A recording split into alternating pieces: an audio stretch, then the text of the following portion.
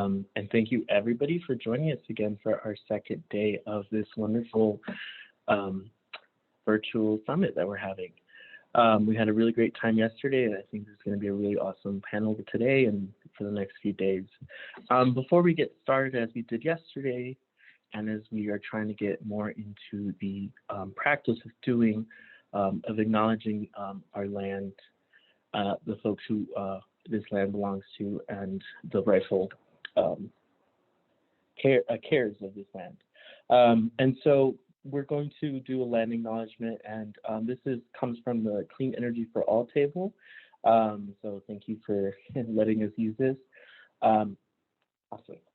So prior to beginning our panel, it is our practice to issue an acknowledgement that the land which the state of Florida occupies is the rightful indigenous land of all the native peoples of America, the Seminole, the Masuki, the Creek, the Ais, the Appalachi, the Yamasee, the Temuca, the Tequesta, and the tribe we call Calusa.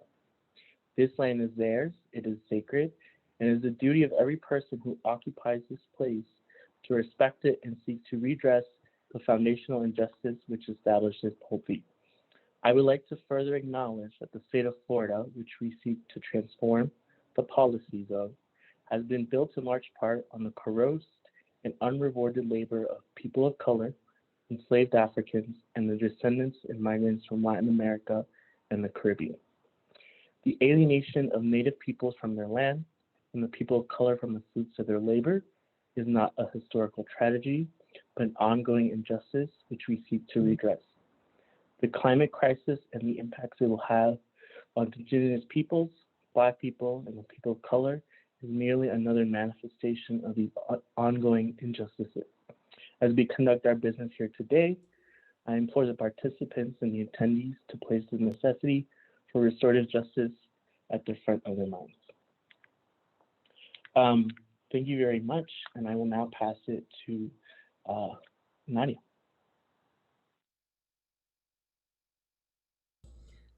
Thank you, Carlos.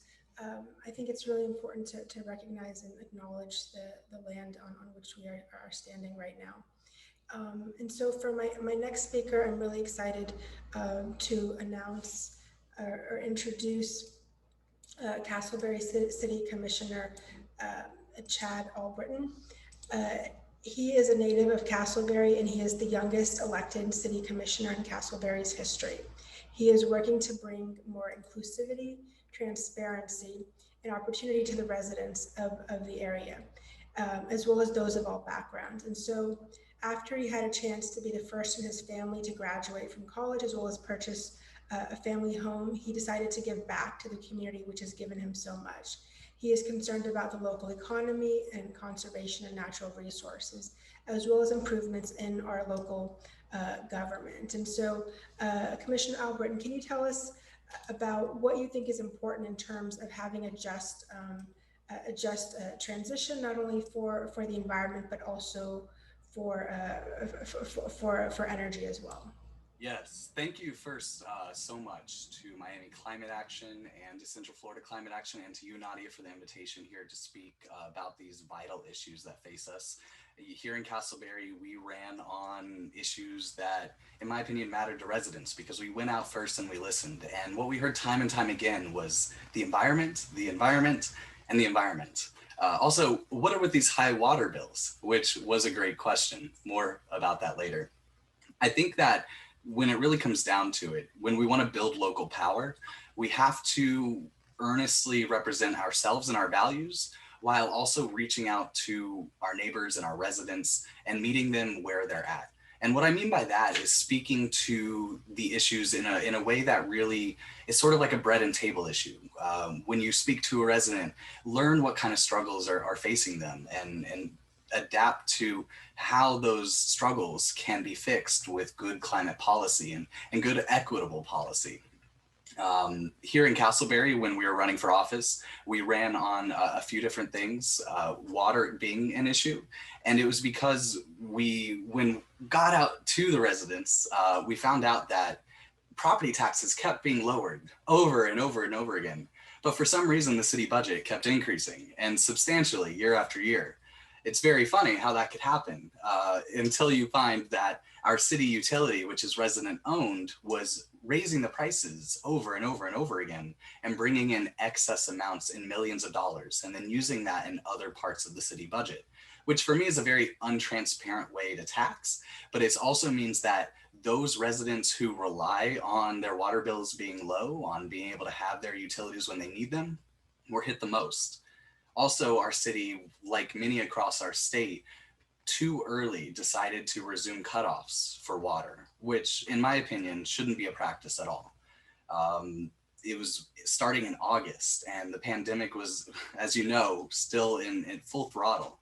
Yet here are cities and municipalities cutting off utilities, forcing residents to pay reconnection fees, which in my opinion should be a crime at certain amounts. All of this was happening, and we decided that myself not really wanting to be in politics was going to run, simply because I grew up in Casselberry. I knew the issues, I spoke with the residents, they knew me, and we knew that even without, say, Democratic support or Republican support, we could target residents for who they were, NPAs, everyone across the board with issues that mattered to them. And when we did so, we won, and really, I think, are going to now set a mold for future elections moving forward to bring in more representation like this. There's a lot that local municipalities can do right now to affect our climate crisis. Things like pushing restorative gardening practices and community gardening, discussing things like permaculture and gardening, making sure that when we commit money to plants that we're making sure they're Florida natural, that they create a good sustainable ecosystem, and that we're not overwatering them with city water. That goes into the gardening aspect as well, of starting small and local and just getting education programs going. Here in Casselberry, we have an incredible community garden that was started not by the city yet, but by a group of local residents who just got together, put together some gardening boxes, and were able to create a program with local business partners to allow residents to come out, have a box for just $25 for the year. It provides soil, they provide seeds. It becomes an incredible community exchange. And here you can grow $900 worth of fresh, amazing, incredible vegetables on top of getting out, enjoying the sun. It's programs like these which we can push immediately, I think, to start to reframe some of the narratives and to refocus us on a more sustainable future path. Thanks to the Biden administration, we do have the American Recovery Act passing funds down to the municipal level. And these funds can be used for water issues and a variety of other factors. So I think one thing that we can do there is to push to use those funds on the local level to reduce utility bills, especially in areas of water, if it's a city-owned utility, and to reduce fees, because those fees, even though it seems like, oh, it's $40, that's $40 after you weren't able to pay your bill, which might be several months behind. Now you're talking $650, maybe more. These fees can trap people so easily and make it to where we're over penalizing. And by doing so, we're not just hurting those individuals, we're hurting all of us collectively. So, getting to that discussion of our resources, not just being private, but being public resources for all of us to equitably share is so vital. I'm rambling a lot because I know we just don't have a lot of time here, but another issue I want to bring up is, and I'm not sure if it was spoken about too much, but we all saw this ecological disaster in Piney Point this year. This was at an iron bridge facility. Well, a good amount of our cities across our state utilize iron bridge contracts and contracts with other municipalities to process our waste. This means that your city might not be processing all of its waste locally, but actually might be tunneling that miles and miles underground to be processed far away, let's put it.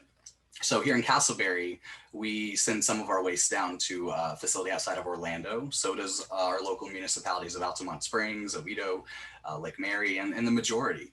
And so if this is like our status quo of doing business, where we're potentially causing these ecological disasters across chains of our watershed because of these miles of tunnels needed to transport waste, maybe it might be better, just maybe, if we invest in more local cyclical systems that can actually take that waste from point A to point B and turn it back into clean drinking water, as we see countries like Paris and or like France and cities like Paris pursue.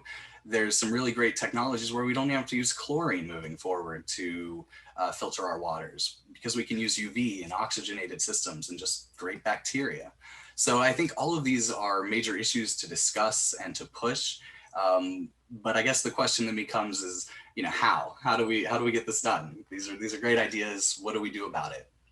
For me, it starts with donating to advocating for and to volunteering time with politicians that identify with these issues and are committed to really fighting this fight, because the corporate interests that are against us, they're vast. And so we need representatives who are committed to their values and their ideals of creating a sustainable future for all of us and a beautiful, green, healthy, and secure environment.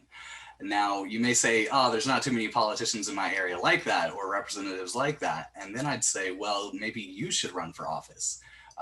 If anything, that you take away from these talks, I want you to be inspired that the change is absolutely possible. And when you have the right vision and you push it from a good place where you meet people where they're at, everything that you dream of is possible. We're just so used to, I don't know, saying things are too tough, especially with the environment. We push externalities off all the time from doing business. And I bet if we calculated those externalities, no business would probably be profitable, at least in terms of creating wealth for the majority of us. So we definitely have a lot of work to do, and I'm happy to be here and discuss with you some of it. Thank you, Commissioner Albritton. I also wanted to just kind of mention about the idea of energy transitions. And when we look at energy justice as well as just transitions, I think it's an important component to think about how to also consider conservation tips as well as a part of that. Did you have any final remarks that you wanted to make? Because I know you have to head out. Yeah, I do have to head out, but I would like to touch base on that topic. I think that is very important because education is our biggest battle. When it comes to our city, we have taken a lot of efforts to educate our residents about use of fertilizers, about use of energy, and about considering shifts to renewable sources of energy. Unfortunately, right now, our city commission isn't committed to kind of creating that on the city level. And it's a fight that I'm willing to undertake because I feel that municipalities should be aiming for net zero just like everyone else. And that means solar panel on buildings and more. But, energy transition, it goes so much more than that, because making sure just like access to internet or access to water, access to power is vital. And there are many residents who do not have equal access as they should. So building that into a right rather than a privilege is vital. And our city's starting to take steps on the educating side, but I hope we have a lot more to move forward to in that regard. One good thing I will highlight is that I hope other municipalities do this as well. We recently decided to take our aquatic management in-house. So before, residents across our small 7 square mile city, there's 27 lakes, and each lake was up to the residents to manage. But unfortunately, as we know, excuse me, I'm gonna take a quick drink. As we know, our water resources, just like our energy resources, are all shared and they're vast. So our watershed in this area covers 30 square miles more. And that means what happens in your backyard affects your neighbors, and what happens in their backyard affects yours. And not just that, but across cities and across basically our state. So understanding the importance of that, using government resources where possible to create programs on the education side, and also to start managing these resources locally, I think is also vital to local success and to greater opportunities for wealth for residents too. But thank you again so much for the opportunity to speak. I wish I could stay longer, but so grateful for the invitation. Thank you again. Thank you so much for joining us. Next, I'm really pleased to introduce Joshua Desmond, who is the Young Worker Organizer for the Labor Network for Sustainability and the National Outreach Coordinator for Cooperation Jackson, based in Jackson, Mississippi. So we're really excited to have you here. Thank you. Thank you, Nadia. My name is Joshua Detman. As stated, I use he, him pronouns. Um, I am situated in Choctaw land, also known as Jackson, Mississippi, where I am the Southern Regional Organizer and Young Worker Organizer for the Labor Network for Sustainability, and also National Outreach Coordinator for the Political Effort Cooperation Jackson. I'm really grateful to Central Florida JWJ and all partners in this climate summit for Florida. Knowing that the Gulf states and the southern states are immensely impacted by the challenge of climate change, and Black and Indigenous people and working people across the Gulf have been very much so um, active in the struggle for climate justice and climate change. Um, I am not alone in this effort as we are talking about a just transition.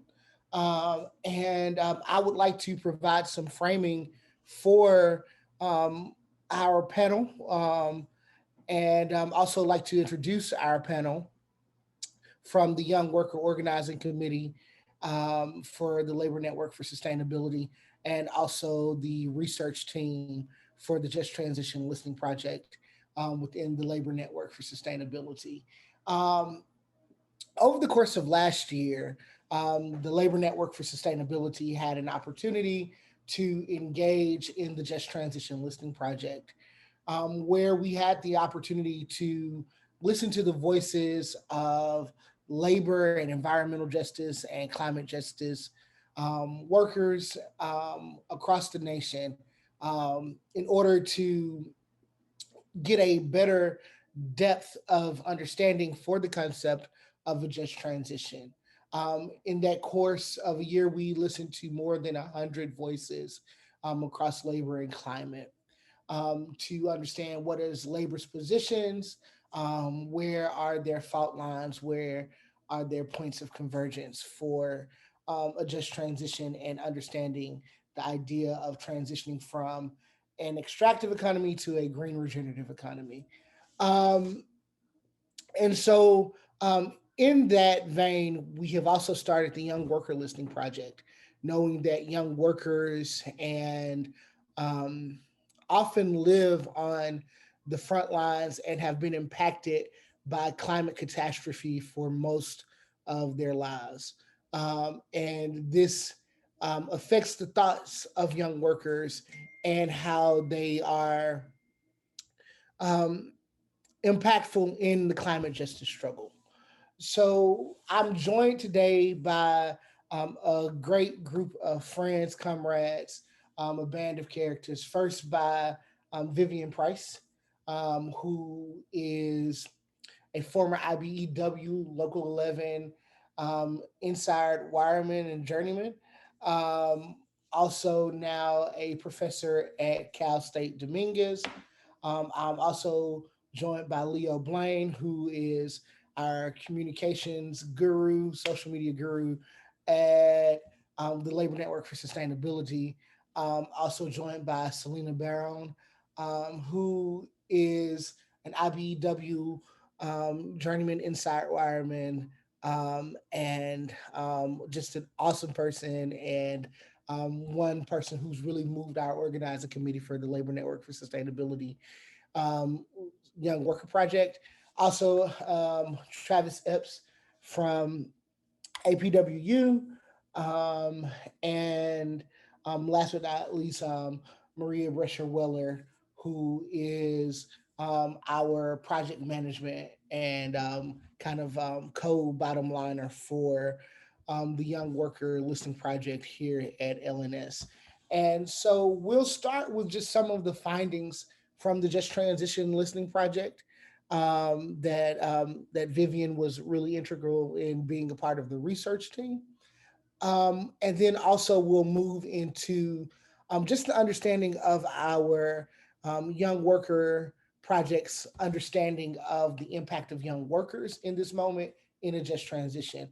I unfortunately will have to like hop off early because parent duty calls, and we'll have to grab my daughter, but we are in good hands and it's a very enriching conversation. So with no further ado, I'll get out the way and toss it over to Vivian.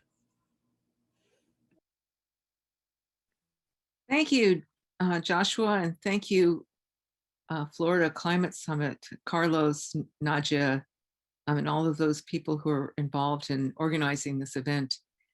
I'm on Ohlone land in California, and happy to be able to share with you some of the results of our listening project. And Jeanette, if you could share the screen, I could provide a more visual representation of those findings. Thank you. And I'll just say next when I'm ready for the next slide. So yeah, this is a report that we produced earlier this year after, so it came out in March of 2021 after a year's work of research. Next slide, please. And you can just click through the background if you wouldn't mind. We looked at energy transition and the post-pandemic transition. So we were looking a lot at fossil fuel workers, auto workers, but also, as indicated before by Joshua, we did 100 interviews with people who are going through COVID at the time of our interviews, and they shared the failure of the system, of corporations, of the government to really help them through the problems that they were facing. And we talked to workers, we talked to labor leaders, environmental justice activists, and indigenous leaders too. We conducted these interviews, and then we tried to analyze the themes that came up in all of these interviews and categorize them, and then write up our findings. Next slide, please. And the last piece is just the organization. We looked at the problems, the process of negotiation among these groups, and then pathways forward. So what did we find? Perhaps a lot of this is not surprising, but it was very confirming in terms of hearing the stories, the real stories of people who'd been laid off due to either market reasons or due to policies that were in combination with the market to shut down coal-fired plants, for example, as well as people who were involved in farm working and restaurant jobs. So we learned from folks that transitions are constant and they're inevitable. But we also learned that past transitions have unnecessarily been unjust. We know that transition efforts should and must begin long before any shutdown or displacement happens. And these things can be planned. These things can be predicted. And there can be measures put in place to ease the pain that people feel from losing their jobs, from having their communities impacted by the loss of revenue for public sector jobs, for firefighting, for education, which go hand in hand with the shutdown of our facilities that create property tax, right? So there's this relationship between communities and workers that's very strong. We learned that unions and workers are not a monolith. There's just quite a large continuum and perspectives among workers and unions, and that efforts that begin from the ground up and center directly impacted stakeholders are those that are most successful. We want to make sure that labor, indigenous, and EJ communities should be at the table. to voice their concerns. Next, please. So we understand that just transition requires a holistic approach. It's not just about the people who are laid off. It's not only about shoring up the missing revenue for education. There are many areas that we have to look at as we transition away from fossil fuel economy. So one of the things that we did is we looked at 7 different cases of negotiations that took place in different states around a just transition. And in some cases, they were proactive. For example, in Washington state, the state had already passed different bills that limited greenhouse gases, and it started affecting coal-fired plants.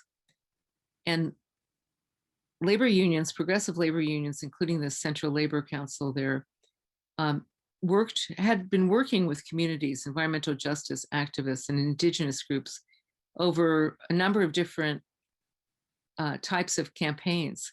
They came together to create an initiative, 1631. And I can see this is really not reading very well. You can look at our report. I'll drop it in the chat later on so you can read it better. But basically what was really important about Washington state was that they created a structure so that environmental justice activists could really come together and thrash out their ideas. Labor unions could come together and thrash out their ideas and then meet with environmentalists who were very keen on trying to limit greenhouse gases even further, and then create an initiative. And I see that the chat has our website there. Thank you.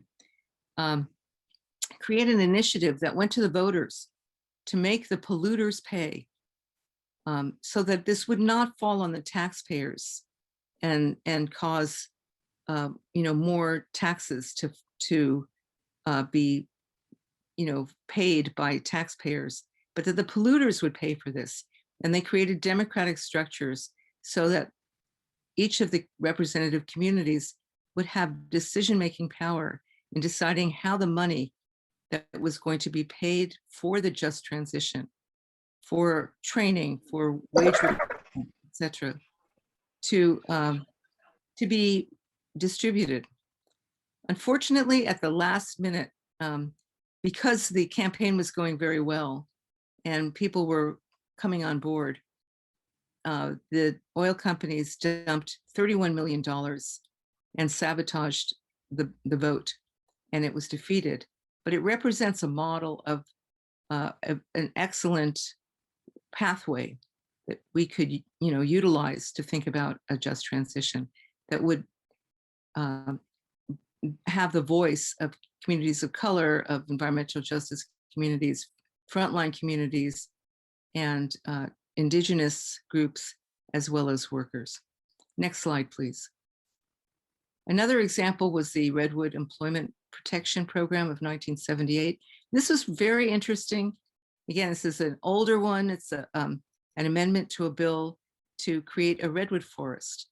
And it was a way to extend conservation ideas and the wildlife to also improve the lives of workers who were displaced from logging, and to use indigenous methods of preserving the forest so that indigenous folks could train and also be hired to promote a healthy forest and create a bridge for the workers, both full-time and seasonal workers, part-time workers, to continue having a decent life, even when logging, which was one of the few jobs in the area, was ended. So it's a fascinating example of a just transition negotiation that was actually created as an entitlement in Congress so that it could not be shut down like an executive action would be, executive order. Next slide, please. So one more case as an example, and what you're looking at, which appears to be blank, would be an electric bus. For some reason it has disappeared, but maybe they're still building it. This is an example of an environmental group that works with labor, Jobs to Move America, leveraging the power of procurement funds. Those funds that are used by cities, states, and the federal government to purchase facilities and equipment that would go to companies that would provide community benefits and also be open to working with unions and creating a high road path to employment. In California, Jobs to Move America has worked with the steel workers, but also with the sheet metal workers and the electrical workers to build electric bus systems. They're also working in Alabama and Chicago and New York. So again, a very interesting way that labor, environmentalists, environmental justice organizations, community activists can work together to create a, what we would think of as an equitable solution to help people transition away from fossil fuel. Next slide, please. So I understand, you know, we're here in Florida. The economy has its own unique patterns. Agriculture and hospitality are big in Florida, as well as healthcare and other industries. But these kinds of models are also relevant to agriculture and hospitality. We interviewed a number of people in the food nexus, including farm workers, fisher folk, food servers, and learned that they are working in coalition with foodies, with consumer groups, with colleges to create more different kinds of patterns and practices that will provide benefits to all of the different groups involved. HEAL Food Alliance is one of the examples of the coalitions. We did not interview many people in tourism, but again, these kinds of ideas are important to think about in other industries like tourism. What is green tourism, and what does it mean in terms of the context of workers and communities' needs and rights? So that these kinds of questions can be investigated through a listening project as well. And in looking at Florida, you know, certainly there's still coal-fired plants here, and we're going to see the issues of just transition affecting fossil fuel workers in Florida as well. Next slide. So recommendations, generally speaking, you know, we really found that you have to go big, go wide, go far. It's important to look at the scale, who's affected, how do you bring people together, how do you make sure that it is not simply a small plan that we create to deal with the ripples in the pond that affect so many different people. Scope, how deeply do you go in terms of creating programs that are more than just a drop in the bucket, you know, training people for 6 weeks, for example. And we want to focus on the future and be proactive. There are examples of policies and programs that we can use to build on. For example, the Congress passed the Trade Adjustment Act that was to help workers and did help workers obtain support to when factories and other industries were affected by competition from other countries. Why not include climate displacement also in an act similar to that? Next slide, please. We feel strongly that dedicated and robust funding must use the principle of polluter pays. We don't want to see taxpayers shouldering the responsibility that industry has created. And we want to strengthen and expand Worker Protection Act and safety net provisions. The PRO Act is an important one to make sure that labor actually has the rights to organize and to avoid these corporate capture audiences that we saw in the Amazon campaign, for example. Healthcare was a huge issue. Medicare for all, or some program similar to that, needs to take place. And we also want to see continued relief as people recover from the pandemic.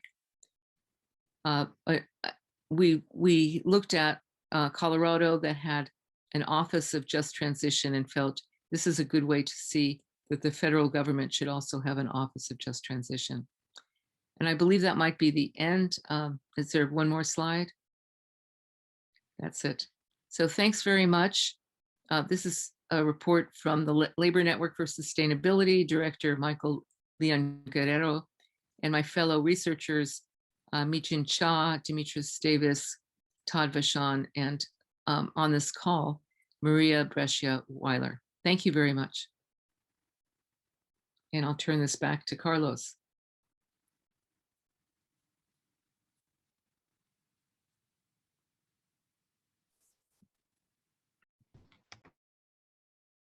Thank you so much, Vivian. I'm not sure if Carlos has something else to say, but I think now we're transitioning into the panel portion of our discussion. And so, as Joshua mentioned, we are in the process of doing another listening project, the Young Worker Listening Project. And we have some of the folks from our coordinating committee here. Among all the findings that Vivian shared, another thing that we found is just that it's so important to get a sense of who people are and what brings them to this work. And so Travis and Celina, if you guys could both just start out by sharing a little bit about who you are, where you live, what your work is, and also what your role in your union is, or what your either informally or formally.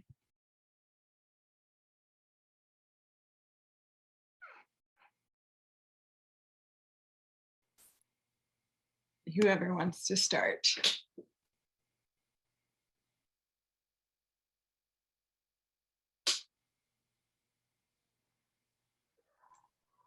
Okay, I can jump in there.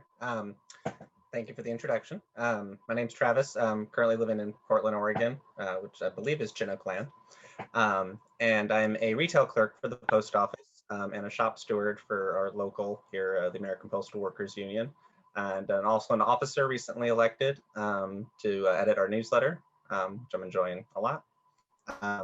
And yeah, pass it over to Celina. My name is Celina Barron. I am a journeyman inside wireman with IBEW Local 11 in Los Angeles. We work mostly new construction and industrial type work. And I am a rank and file member in my local, but I am an officer for a handful of constituency groups. One of them being the Young Worker Group, which is called Renew. CLUE, the Coalition of Labor Union Women here in LA. And also something else I can't remember. It's probably not that important. So that's what I do. Well, I would love to hear just how you all got involved in the labor movement. How did you find out about the union? What maybe motivated you to join? Yeah.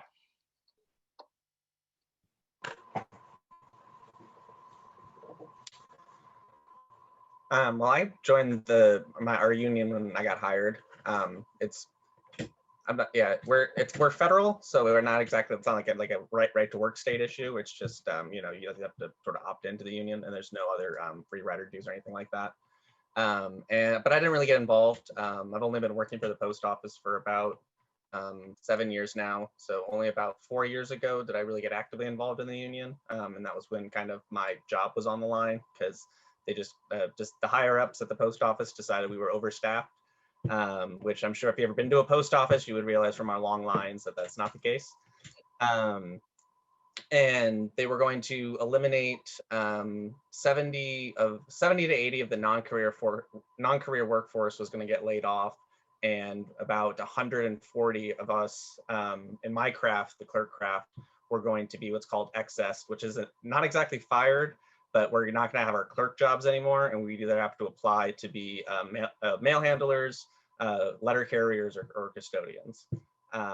And so when that was happening, no one really seemed to care about that, and as far as like anyone in management, and it was only my union steward that was trying to do anything about it.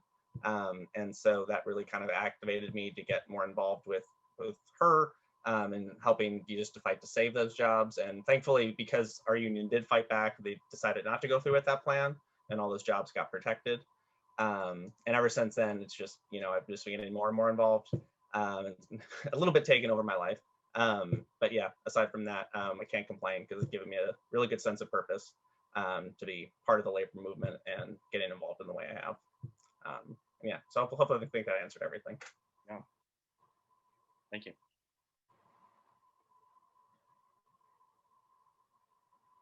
Okay, well, I also joined the union when I joined my trade.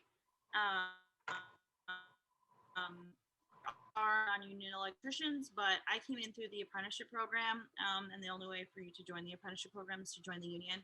And I will say I became an active union member, or what prompted me or inspired me, I guess, to be an active union member was really some things that happened in my childhood. My grandfather was on a very active letter carrier. He was the vice president of his local here in LA. And so he had really instilled a value of like participation. And he would always tell us, like, if you don't vote or if you're not doing something, you don't get to complain. And I don't want to hear any of your thoughts or ideas about something if you're not participating in a solution, right?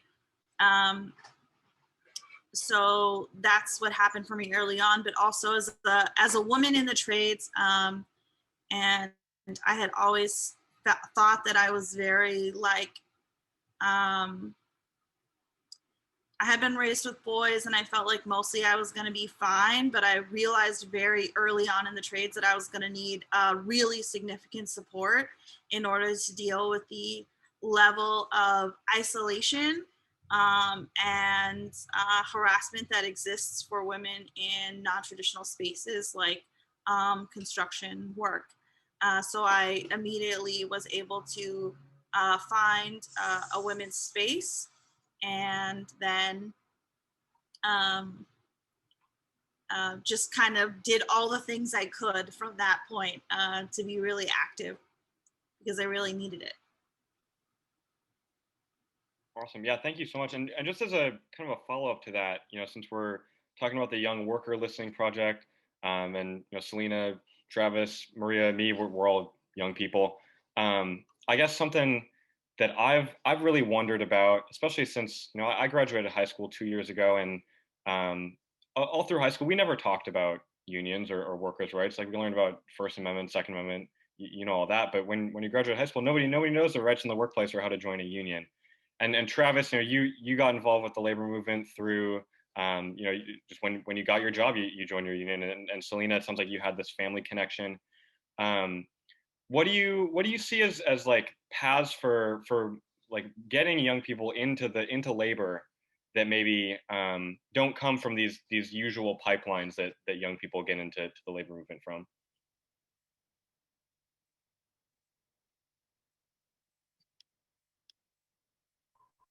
Do you mean like getting into the Or work? if those pipelines don't exist, then what, where are those gaps, and what do you think might be needed to be done to close them?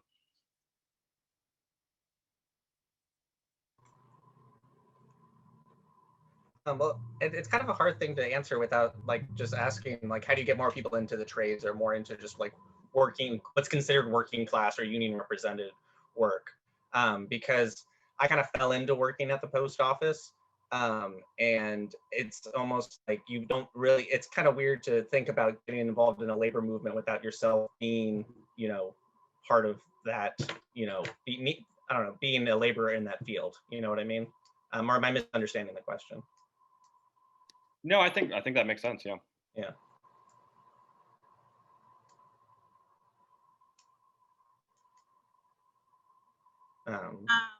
Okay, so like on my end, I would say like specifically about trades and about coming into like a trade union. I think that most people are pretty aware that in most high schools, there's not very much hands-on learning going on, that has more or less disappeared gradually over time. But the other thing is like there's not much recruitment from trade unions or from unions that I recall in high schools, right? I remember career day and there wasn't a union anywhere, right? And it wasn't something that was encouraged, thought about, or celebrated, which I think is really, really important. Representation is critical. You have to be able to see, or for many people, right? If you can identify with the person who's coming out and introducing you to this, you see it as possible. You see it as a potential for yourself.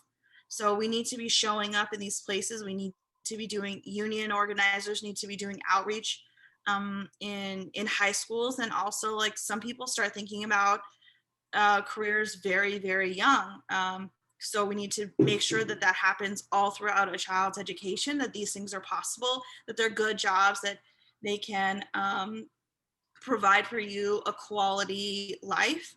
And then also it's really important that the people that we send out to do that job are representative of the community. We can't send people who are overwhelmingly out of touch with the community. And so like, we can't send old white men into neighborhoods of color. We just cannot, that's goofy. And so those things I think would really, really be beneficial. I know like myself and a handful of other people do it, like for their kids or their kids that are teachers that they may know. Like I went into a kindergarten and I was just like, oh, here, like this is a level. It was not like a high level communication, but the first instance that these small children ever encountered an electrician was a woman of color from a trade union. And I think that that's really important for your first idea of that to be a very broad potential. And so I think that makes a difference. Yeah, absolutely. Travis, I saw you had your hand raised. Yeah, thank you. Yeah, because I just wanted to piggyback on some of the stuff Celina was saying, because I didn't mean to like poop. I felt like I kind of shot down your question initially with my answer, because that was what I was going to kind of lean on to, was that it would be nice to see, because I would hope it's changed a little bit since I was in high school, but like you were saying, like it's not only are the trades not visible in there, they're almost like looked down upon, and it's that college is the only way to go if you want to have a meaningful life. And that's just like I found so much meaning in just sorting mail. Just doing that kind of public service, and kind of just being given a chance to see that not just high level academically based work is the only valued work, that all work has value and has meaning, and that it should be valued and paid for, and paid at a living wage, and so that people can do work that they enjoy, because I never thought I would enjoy working at the post office as much as I do, but it's one of the most fun jobs that I've had, like right up there with being a summer camp counselor. It's great people to work with, and it's just it's just the management is the only thing I have complaints about. But I mean that's one of the reasons why we become stewards. So yeah, I just wanted to add that in there. Thank you. I'm seeing a couple of questions in the chat that I just wanted to bring into the conversation. First, Chuck, I thank you for that comment about the veterans. And I think part of what we found in this project is that Just Transition looks so many ways, and there's so many facets of it, and so many ways that labor and climate intersect. And I think that's part of why we're doing the Young Worker Listening Project, is that we found that there are voices that we didn't get to hear from as much as we'd have liked to, that we're looking to hear from more. We also would have loved more voices from Florida, and definitely more veterans. So I think I appreciate that feedback, and we'll definitely keep that in mind and share some information in the chat about the Young Worker Listening Project as well. And then also, I just wondered, I see a question if Travis or Celina or Vivian wants to respond to Carlos's question regarding low union density in Florida, which is, Florida has very low union density. How can we build a stronger worker movement while also creating safeguards for our environment? And I'm wondering if any of you guys would like to address that.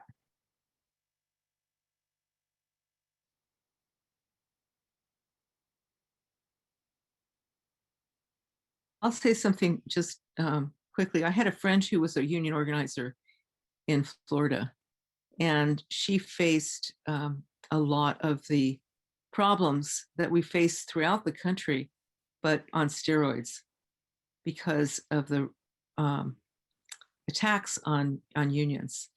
And I think, you know, for one thing, we need a campaign that helps people understand why unions are important. I think a lot of people, especially new immigrants, they, you know, bring their own ideas about what unions, the good things and bad things about unions. And I think we, you know, unions themselves need to have young workers out there, and also, you know, work with community activists to really bring out the ideas of why collective bargaining, why solidarity, why unions are important. And that way we can push from the ground up to pass something like the PRO Act to gain more strength and ability to form unions.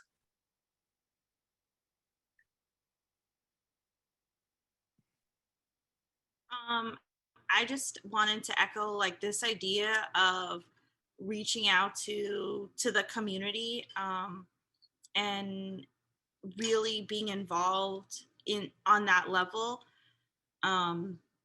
Most workers come from the community, so it just makes sense to have a very in touch situation between the unions and community activists, community groups, because they are already the people who are excited and who are doing things, right?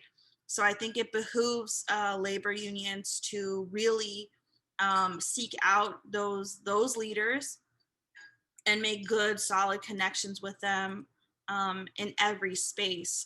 I don't know much about the specific difficulties that Florida is dealing with in organizing or having a larger labor presence, but I will say that there's so much in LA that sometimes we're looking for or to do, and we get told that, oh, like that's an impossible idea, or it's too much, or that's not something we can get, right? And I have to say that I was very inspired by what the Los Angeles Teachers Union was able to do through a strike. But also it was not just that they, all the wins that they were able to get, but all the work they did beforehand to create solid community support behind them before they did that.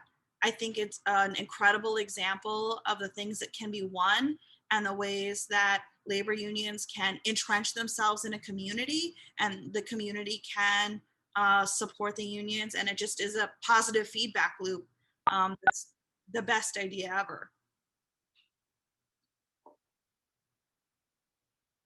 Thank you, Celina and Vivian. And it looks like we're running a little over time, so I'm wondering if maybe you all can just sort of close by answering a last question about why it's important to get more insights about how young workers interact with this intersection of labor and climate, and what a just transition looks like for young workers, and why we're choosing to sort of focus on that.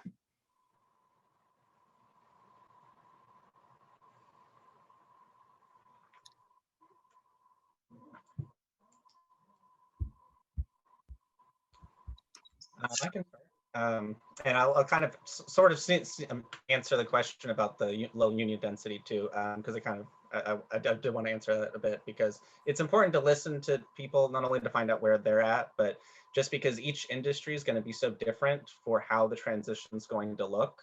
And it's going to be so different and so specific to a certain area, because like the environment's, you know, particular to each its own environment. And so you're going to need to have those conversations and let things kind of develop as they will, and not worry about it, you know, like a big plan coming from above that's going to, you know, be a one size fits all approach. And in a kind of similar way that, you know, I wouldn't worry so much about increasing a union density as much as increasing people's just knowledge about their rights as workers. And try to just start there by saying, hey, you're on your own right now, and here are the laws, and here's what's out there to protect you. It would be great if you had a union, you know, and if we get this PRO Act passed, it's going to be super easy for you to join and create one. But for right now, just here's, you know, how you file your taxes. Here's the rules that you need to worry about. Just simple things like that on educating them on their rights. Just specific, though, to their own individual circumstances.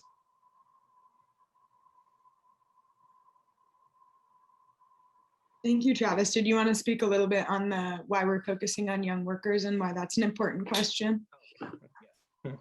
Because they're the ones, well, they're going to have to live and deal with it within our lifetimes. And just because we see the urgency, whereas our older cohorts may not, just within our professions, seem to not, or at least just older generations in general just haven't. And there's just a lot of energy waiting to be directed there, is what we're finding as well.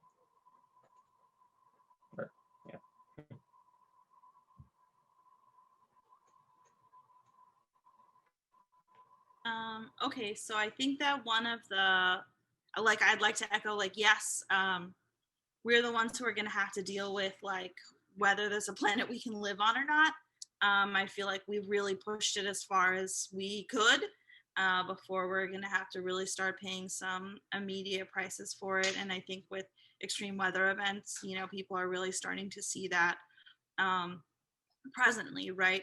Also, I think that finally we've come to the place where most people will acknowledge that climate change is happening, right? I think we've finally moved past that denial, and it's something that we can move forward on. But I think that like another like key difference that has happened, or that I've noticed, right, is that I think that there was really a time where people felt like you had to pick one issue, you had to pick one thing to go hard on, and that was it. And that was your baby, and that's what you work towards. But I think that most young folks really understand that we have to kind of push on all levels at the same time. We have to, the way that things are so interconnected, if we just try to take care of the union problem, or the lack of union density, or the lack of worker representation, but you know, we are killing the planet, it won't matter, right? And if we have a planet but no one can afford to live there, then there will probably still be some sort of corporate, you know, swing back into the same problems we're having right now. So I think that young folks really understand and are very eager to do the work, to push on as much things as we can at the same time, to make things overall better for everyone.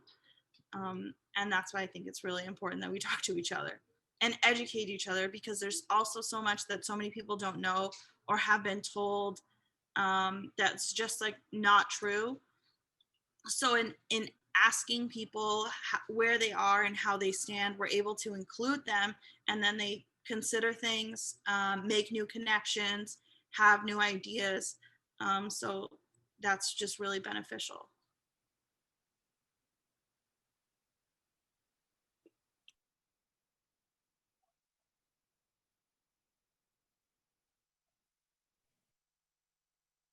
I'll just say one thing about young workers.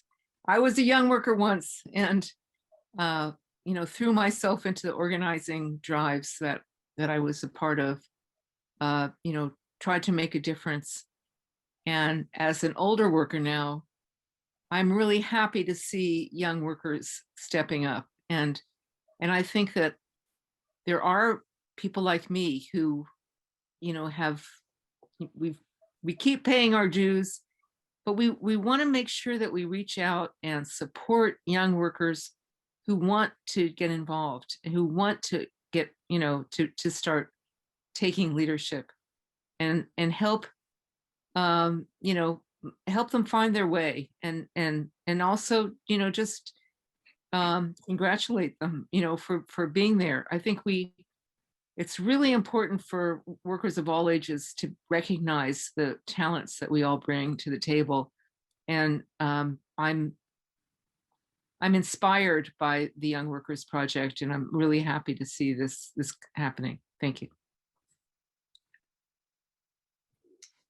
Yeah, thank you all so much. And I'll just, the one thing I'll add is that as is maybe sort of obvious in planning for a transition, it looks very different if you're retiring in 5 years than if you're retiring in 40. And so we need more spaces to think about how the planning is different. And so that's a lot of what we're trying to do in this Young Worker Project, is creating opportunities for young workers to talk to each other about, as Celina was saying, sort of educate each other about common issues and also think about common solutions. So we would love to have some voices from Florida in the project. And I put the survey in the chat. So if you're interested in participating or you know other folks who might be good participants in the project, please feel free to share with them. And Leo, I'm not sure if you wanted to add anything on that question or in general. Sure, yeah, I mean, I guess the thing that's exciting for me about the Young Worker Listening Project is that I feel like in the past couple of years, we kind of crossed a threshold when it came to young people doing climate action, where it seemed like all of a sudden, like, going to a climate strike or something along those lines, like that was the cool thing to do for young people. And it feels like we're getting to that point with labor too. And it seems like to get this just condition, like climate is the cool thing to do among young people. We need labor to be the cool thing to do among young people too. And it's from my perspective, it's the Travis Epes and Celina Barrons of the world that are going to make it a cool thing for young people to do, because they're cool people doing effective labor climate organizing work. And I think that's what I see the Young Worker Listening Project being really effective at, is uplifting the Travises and the Celinas and showing people like look how cool this is. You can be a young person and really making a difference on labor and on climate. Thank you, and thank you all so much. I think that and thank you to all of our panel, and also to all of the folks who organized this and all of the folks who are listening. And that concludes our panel. Thank you so much.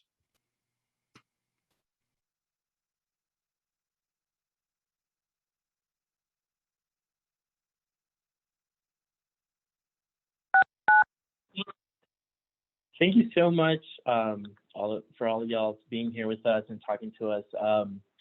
Yeah, I think Florida is in a very interesting space where we have so many workers, particularly in low-wage hospitality industries, that have very little worker protections. We're a right-to-work state.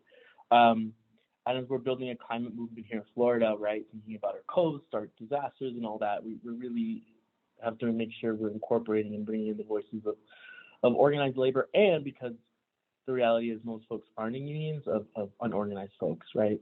And so farm workers, domestic workers, day laborers all across the state of Florida.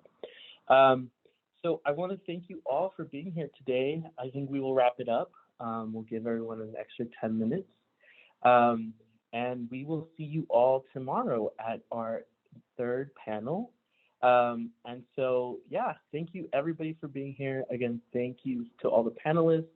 Thank you to Nadia, and thank you to all of you for being here.